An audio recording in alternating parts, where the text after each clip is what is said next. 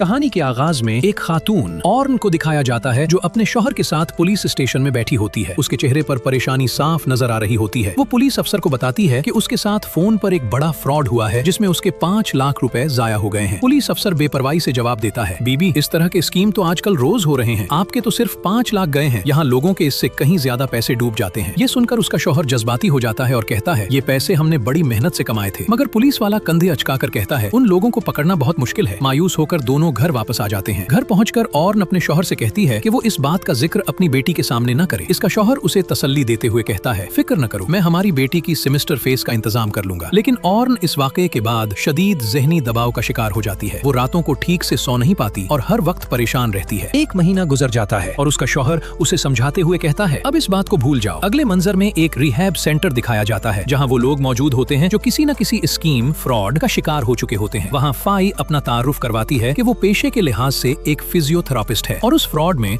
उसकी जिंदगी भर की जमा पूंजी जाया हो गई है। वो ये भी बताती है कि उसने इस वाकये की रिपोर्ट भी दर्ज नहीं करवाई। फाई ऑर्नो को बताती है कि उसने अपने अपार्टमेंट खरीदने के लिए पैसे जमा किए थे, लेकिन फ्रॉडियों ने उसे फोन पर यह कहा कि उसका ताल्लुक एक मुजरिमाना ग्रोह से जोड़ा जा रहा है, जिसकी वजह से उसका लाइसेंस भी मंसूख हो सकता है। इसी खौफ की वजह से वो उनकी हर बात मानती चली गई। दूसरी तरफ ऑर्न हर मुतासिरा शख्स की खबरों पर नजर रख रही होती है। इसी दौरान उसे एक और मुतासिरा शख्स के बारे में पता चलता है जिसका नाम वाऊ होता है और उस स्कीम में उसके 10 लाख रुपए जाया हो चुके होते हैं। उसके बाद ऑर्न उससे मिलती है जहां वो मुतासिरा लड़की बताती है कि उसकी दादी के 10 लाख रुपए इस फ्रॉड में चले गए और वो उन लोगों से बदला लेना चाहती है। फिर फाई और ना को उन फ्रॉडियों के बैंक अकाउंट्स की तफसीलात भेजती है ताकि शायद उनकी मदद से कुछ सुराग मिल सके। इसी दौरान ऑर्नन के मोबाइल पर दोबारा स्कीमर्स के पैगामात आते हैं। ऑर्नन फाई से कहती है, अगर हम उन लोगों से बातचीत जारी रखें तो क्या हम उन्हें ट्रेस कर सकते हैं। वाव अपने एक दोस्त से मदद मांगती है जो उनके मोबाइल सिग्नल्स को ट्रेस करता है और बताता है कि ये सिग्नल्स बैंकॉक से आ रहे हैं। इसके बाद एक कॉल सेंटर दिखाया जाता है जहां एक आदमी जिसका नाम आउद है एक नए मुलाजिम को धमका रहा होता है और उसे कागज पर लिखे हुए अल्फाज पढ़ने का कहता है। इसी दौरान एक लड़की यूई उसके पास आती है और उसे बताती है कि अगर उसने उनकी बात न मानी तो वो उसे भूखा रखेंगे और मारेंगे भी। इसके बाद यूई एक कॉल मिलाती है और एक बूढ़ी खातून से बात करती है। वो उसे बताती है कि इसकी शनाख्त कुछ चीनी स्मगलर्स के साथ माली लेन देन में सामने आई है। ये सुनकर वो खातून घबरा जाती है और इनकार करने लगती है। फिर यूई उसकी कॉल को कॉल सेंटर में मौजूद एक जाली पुलिस स्टेशन के अफसर को ट्रांसफर कर देती है जो उसे एक फॉर्म भरने का कहता है और फिर अपने सीनियर से बात करवाता है। वो सीनियर अफसर उस खातून को एक बैंक अकाउंट में पैसे ट्रांसफर करने का कहता है। ये सब देखकर यूई बहुत ज्यादा हैरान और परेशान हो जाती है क्योंकि ये वही खातून होती है जिसने एक वक्त में उसकी मदद की थी जब यूई के पास अपने और अपने बच्चे के लिए खाने को कुछ भी नहीं था। उसके बाद सीनियर टीम लीडर को दिखाया जाता है जो उस कामयाबी पर बहुत खुश होता है। फिर वो अपने बॉस के पास जाता है और नौकरी छोड़ने की बात करता है। इस पर बॉस बताता है कि उसने इसकी जगह के लिए बहुत से नए लोगों को तरबियत दे दी है जो उसका काम संभाल लेंगे। इसके बाद वो वहाँ से चला जाता है और अपने घर जाकर अपने बेटे से मिलता है। अब एक पुलिस रेड दिखाई जाती है जहाँ पुलिस एक वजीर के घर पर छापा मारती है। इंस्पेक्टर मार्क को वहाँ कुछ शवाहिद मिलते हैं, लेकिन उसका साथी उससे पूछता है कि वो वजीर के घर पर छापा क्यों मार रहा है और उसे बताता है कि उसे रुकने का कहा गया है। इसी दौरान घर जाते हुए यूई को एक नंबर से पैगाम आता है जिसमें उससे पैसों के बारे में पूछा जा रहा होता है। वो जवाब देती है कि वो जल्द ही पैसे वापस कर देगी। अब आउद जो कॉल सेंटर का टीम लीडर है एक नई जगह पर दोबारा अपना काम शुरू करता है। वो एक नई टीम बनाता है और यूआई को उनका सुपरवाइजर मुकर्रर करता है जो उन्हें तरबियत देगी। आउद अपनी नई टीम को बताता है कि ये सब कैसे करना है और कहता है कि वो यूआई से सीखें। उसके बाद तीनों लड़कियां फाई, वाऊ और अर्न पुलिस स्टेशन जाकर वहां मौजूद मकाम के बारे में बताती हैं, जिस पर अफसर कहता है कि ये नामुमकिन है कि कोई शहर में बैठकर इस तरह का काम कर रहा हो। अफसर उनसे पूछता है कि ये मालूमात उन्हें कहां से मिली हैं, क्योंकि बगैर इजाजत इस तरह मालूमात हासिल करना एक गैर कानूनी अमल। पर वाऊ पुलिस वाले पर गुस्सा हो जाती है। इसके बाद तीनों फैसला करती हैं कि वो खुद उन लोगों को पकड़ने की कोशिश करेंगी। इसके बाद वाऊ अपनी दादी के मोबाइल फोन से कॉल सेंटर को एक पैगाम भेजती है और बताती है कि उनके पास पैसे तो नहीं है लेकिन सोना मौजूद है। दूसरी तरफ यूई इस पैगाम को हैंडल कर रही होती है। अब आउड यूई से कहता है कि वो इससे मुलाकात करे, जिस पर यूई पैगाम भेजकर मुलाकात की जगह मालूम करती है। फिर तीनों लड़कियां ये फैसला करती हैं कि वो फाई के अस्पताल में उनसे मिलने के लिए बुलाएंगी। इसके बाद वो ऑनलाइन मसनूई जेवरात और एक ट्रैकर खरीद कर उसे जेवरात के डब्बे में नस्ब कर देती हैं। अब यूई जब अस्पताल आती है लेकिन बगैर पैकेज के और एक पैगाम अपनी दादी के पर्स में रखकर जाने लगती है तो ऑर्न उसे ट्रेस कर लेती है और अपनी टीम को प्लान बी पर अमल करने का कहती है। अब फाई यूई के एक साथी को पकड़ती है और उसे अपने साथ ले जाने का कहती है ताकि वो उसका इलाज कर सके। दूसरी तरफ वावू यूई के साथ टकरा जाती है, उसका सामान फर्श पर गिर जाता है और चालाकी से आउद मोबाइल में ट्रैकर लगाकर फोन यूई के पर्स में रख देता है। अब वो उसका पीछा कर रहे होते हैं और वावू दादी का पैगाम उन्हें दिखाती है जिस पर यूई उन्हें बताती है कि वो उनके सारे लौटे हुए पैसे दोबारा वापस करेगी। अब फाई और ऑर्न कॉल सेंटर तक पहुंच जाती हैं, जहां वो यूई और आउद को झुंझला करते देखती हैं। यूई पर गुस्सा इस बात पर है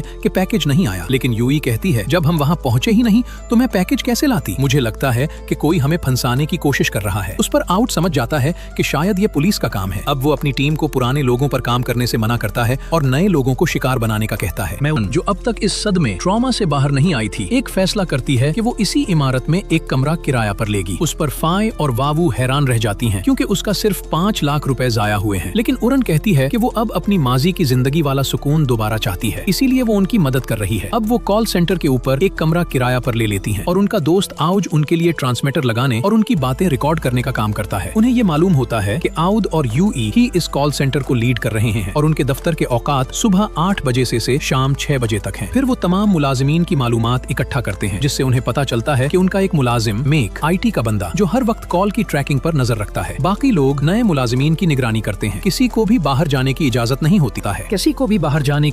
नहीं होती और उनकी हर जरूरी चीज जैक ले आता है। अब उनके पास तमाम डेटा मौजूद होता है। दूसरी तरफ आउद जो अपना टारगेट पूरा होने पर बहुत खुश होता है, बताता है कि वो और उसकी टीम सब गरीब घरानों में पैदा हुए हैं, लेकिन अब ये अमीरों से उन्हीं का पैसा लूटेंगे। अब अफसर मार्क को दिखाया जाता है जो रिकॉर्ड रूम में केस की तहकीकात कर रहा होता है, जिस पर उसे एक सुराग मिलता है कि मुजरिम कॉल सेंटर के स्कीम के जरिए लोगों से लूट कर बहुत सा पैसा कमा रहा है और फिर उसकी बैंक स्टेटमेंट चेक करने पर वो जान पाता है। अब ऑर्न अपनी टीम से कहती है कि उन्हें अब तक ये नहीं पता चल सका कि ये सारा पैसा कैसे ट्रांसफर हो रहा है और कौन उस पैसे को निकलवाकर कैश में तब्दील कर रहा है। वाऊ कहती है कि वो दादी के फोन से यूई से मालूमात निकाल लेंगी, लेकिन फाई कहती है कि वो यूई को मुसीबत में नहीं डालना चाहती क्योंकि शायद वो मजीद अब ये काम नहीं करना चाहती। और आउज कहता है कि अगर उनका कंप्यूटर हैक कर लिया जाए तो पूरा काम ही खत्म हो जाएगा, लेकिन वो कहते हैं कि वो ये सब कैसे करेंगे। आउज कहता है कि एक जाली लिंक के जरिए जो उसका दोस्त ये काम करता है। अब दूसरी तरफ आउड जो एक कॉलर से बात कर रहा होता है, उसकी शनाख्त जाहिर हो जाती है और लाइव स्ट्रीम पर चल जाती है, लेकिन आउद अपना सेल टारगेट पूरा न होने पर अपनी टीम पर गुस्सा करता है और उन सब के मोबाइल भी रख लेता है। ये सब बातें आउज सुनता है और फाई को बताता है, जिस पर फाई ऑर्नन को इत्तला देती है और ऑर्नन उन्हें आउड पर नजर रखने का कहती है। अब उन्हें आउद के बारे में पता चलता है कि वो एक होटल में एक लड़की के साथ होता है जिसकी लोकेशन आउज को मिल जाती है और फाई इस जगह जाने का फैसला करती है। फिर आउज अपने दोस्त से राब्ता करता है जो फोन से डेटा हैक करने का लिंक बना रहा था और उसे इसी होटल की लोकेशन भेज देता है। जब फाई वहां पहुंचती है तो उसका दोस्त वो हार्ड ड्राइव उसे दे देता है। इसी वक्त आउद भी अपनी कार से वहां से निकलने लगता है। अब फाई आउज के दोस्त के साथ आउद की कार का पीछा करने लगती है। फाई उस लड़की का पीछा कर रही होती है और एक पब्लिक ट्रांसपोर्ट में वो उसका फोन निकालने की कोशिश भी करती है, लेकिन उसमें कामयाब नहीं हो पाती। इधर वाऊ खुद ही आउद के दफ्तर जाने का फैसला करती है और आउज उसकी मदद करता है। एक डिलीवरी बॉय बनकर मेक के लिए खाना लाता है और आउद को बातों में उलझाकर वाऊ को डिवाइस लगाने का वक्त मिल जाता है। फाई भी अपने काम में लगी हुई होती है और उसकी मदद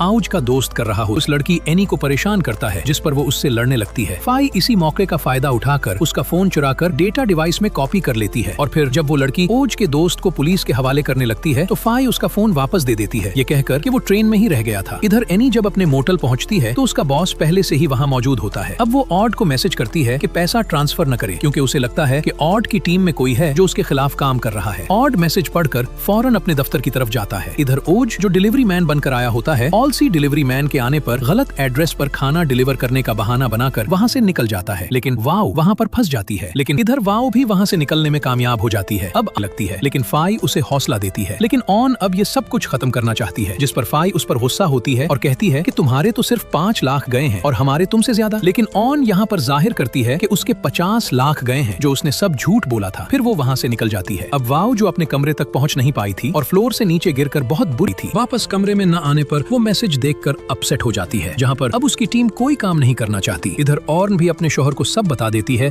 कि उसके साथ 50 लाख का स्कीम हुआ है, जिस पर उसका शौहर अपनी बेटी की सारी सेविंग जाने का दुख महसूस करता है। अब सभी काम छोड़कर दुखी होते हैं। आउद को देखा जाता है जो पैसों को अपने बॉस को देने के लिए एक रेस्टोरेंट में जाता है, जहाँ पर वो उसकी शनाख्त जाहिर होने पर नाराज होता है और दोबारा ऐसी गलती न करने के लिए भी कहता है। ऑर्न को भी ओजे की तरफ से आउद के खानदान और एनी के बारे में मालूमात मिल जाती हैं और ऑर्न अब ओजे से एक काम करने को कहती है। इधर वाव की दादी को देखा जाता है, जहाँ वो यूई को कुछ पैसे वापस दिलाने पर उसका शुक्रिया अदा करती है और बाकी के पैसों के बारे में पूछती है। यूई का मोबाइल आउद के पास होता है, जो उसे मैसेज करके बताता है कि बाकी के पैसे उसे नहीं मिलेंगे और उसकी दादी ये सुनकर स्लीपिंग प्लेज ओवरडोज कर लेती है। अब जब वाव घर आती है तो वो अपनी दादी को बेहोश पायाकर फौरन अस्पताल ले जाती है। फाई भी वाव के साथ होती है। अब ऑरन फाई को मैसेज करके मिलने का कहती है। इधर इंस्पेक्टर मार्क को एनी की मालूमात मिल जाती हैं, जो स्कीम के पैसे बैंक में डिपॉजिट और विथड्रॉ करती है। इसी वक्त एनी का बॉयफ्रेंड वी बाहर आता है और अपनी कार में बैठकर निकल जाता है और इंस्पेक्टर मार्क भी उसका पीछा करता है। आउद अपने ऑफिस जाता है और यूई से बात करने के लिए उसे एक कमरे में बंद कर देता है और उसके मोबाइल से मिली डेटा के बारे में पूछता है, जिस पर वो बताती है कि वो दादी को पहले से ही जानती थी और जो पैसे उसने नहीं दिए वो उसके खुद के थे। लेकिन आउद इस पर भरोसा नहीं कर रहा होता और वो उसे बहुत बुरी तरह मारता है। इसी दौरान आउद को उसकी बीवी की कॉल आती है, जो बताती है कि उसका बेटा स्कूल से गायब हो गया है, जो दरअसल वाओ होती है, जो सॉफ्ट के जरिए एक फेक वीडियो रिकॉर्डिंग कर रही होती है। ये सुनकर आउद बाहर जाने लगता है और थग से यूई पर नजर रखने का कहता है। इसके बाद फाई यूई को बचाने के लिए आउद के ऑफिस की तरफ जाती है और वाओ अपने ड्राइव से आउद की कार का पीछा करने और ओजे से ऑफिस के सिस्टम को हैक करने का कहती है। इधर ऑफिस में तमाम एम्प्लॉइज को कॉल की जगह म्यूजिक सुनाई दे रहा होता है, जिस पर मेक चेक करने पर पता चलता है कि किसी ने उनके सिस्टम के साथ छेड़छाड़ की है। फिर वो अपने कोलीग के साथ ऊपर के रूम को ऊपर मैक को पूरा सेटअप मिलता है, जिसमें उसकी और मेन मेंबर्स की तस्वीर और डेटा मौजूद होता है। वो सब कुछ खत्म करने का कहता है। फाई भी अब ठग जब वापस अपने ऑफिस में आता है तो वो फिया को यूई के साथ देखता है, जो उसे लेने आई होती है। फिर वो उन पर हमला करता है, लेकिन वुई के आने पर वो मारा जाता है। अब मैक को भी पता चलता है कि वुई के लोग उसके ऑफिस पर हमला कर रहे हैं, तो वो आउड को बताता है। आउड उन्हें कहता है कि ऑफिस में मौजूद तमाम डेटा जाया कर दें। अब वुई यूई से पूछता है कि आउड के अकाउंट्स को कौन संभाल रहा है, तो वो एनी का नाम लेती है। वुई अब यूई को आउड की जगह काम करने का कहता है और कुछ पैसे देता है, जिन्हें लेकर वो चली जाती है। फिर वुई फिया के बारे में पूछता है, जिस पर वो बताती है कि एनी सिर्फ तुम्हारा काम नहीं देख रही, बल्कि तुम्हारा कस्टमर डेटा चुरा कर आउड को दे रही है और उसके सबूत भी दिखाती है। इससे पहले कि वुई फिया को मारता, इंस्पेक्टर मार्क वहां आ जाता है और वुई पकड़ा जाता है। अब यूए वो रकम लेकर अपनी दादी के पास आती है और वो पैसे उनके हाथ पर रख देती है, लेकिन दादी बच नहीं पाती। अब इंस्पेक्टर मार्क को आउड के बारे में भी पता चल जाता है। फिर वो अपनी टीम से उसे ट्रेस करने को कहता है। अब आउड को एक बार फिर उसके बेटे के स्कूल से कॉल आती है, जो दरअसल ऑर्न की टीम के प्लान का हिस्सा होती है। फिया स्कूल टीचर की आवाज में उससे बात करती है और बताती है कि उसका बेटा किसी के साथ चला गया है। ऑर्न अब एक गैंग बॉस के तौर पर उससे कहती है कि अगर वो अपना बेटा वापस चाहता है तो अपने तमाम पैसे उसके अकाउंट में ट्रांसफर कर दे। लेकिन आउड अपनी बीवी से बात करता है, जो उसे बताती है कि उसका बेटा घर पर है। इस पर वो समझ जाता है कि कोई उसे बेवकूफ बना रहा है। अब इंस्पेक्टर मार्क भी उसकी गाड़ी तक पहुंच जाता है, लेकिन आउड वहां से भाग जाता है। वैन में मौजूद ऑर्न भी उसका पीछा करती है और सिग्नल टूटने से पहले ट्रांजैक्शन मुकम्मल करना चाहती है। अब ओजे एक लिंक मैसेज के जरिए आउड को फंसाता है और ऑर्न वैन को आउड की गाड़ी से टकरा देती है। इस पर आउड जख्मी हालत में बाहर निकलता है और उसके मोबाइल पर मौजूद मैसेज के वेरिफिकेशन नोटिफिकेशन को ऑर्न ओके करके आउड के सारे पैसे ट्रांसफर करवा लेती है। लेकिन उससे पहले कि ऑर्न वापस जाती, आउड उसे गन पॉइंट पर ले लेता है, लेकिन वाओ की गाड़ी की टक्कर से आउड मार जाता है। फिर इंस्पेक्टर मार्क भी वहां आ जाता है, लेकिन ऑर्न वहां से निकलने में कामयाब हो जाती है। फिल्म के आखिर में ऑर्न अपने सारे पैसे घर की मेज पर रखकर अपने शौहर का इंतजार कर रही होती है और उसके आने पर वो बताता है कि उन सब की वजह वो खुद है, क्योंकि जब उन्हें कॉल आई थी तो वो कह रहे थे कि वो तुम्हारे अकाउंट्स चेक करेंगे क्योंकि तुम्हारी कंपनी टैक्स चोरी कर रही थी। तुम्हारे पकड़े जाने के डर से मैंने उन्हें पैसे दे दिए। अब फिया और ऑरन ये फैसला करते हैं कि वो उन तमाम स्कीमर्स को सबक सिखाएंगे जो मासूम लोगों के पैसे लूट कर उन्हें सदमे से दो चार करते हैं।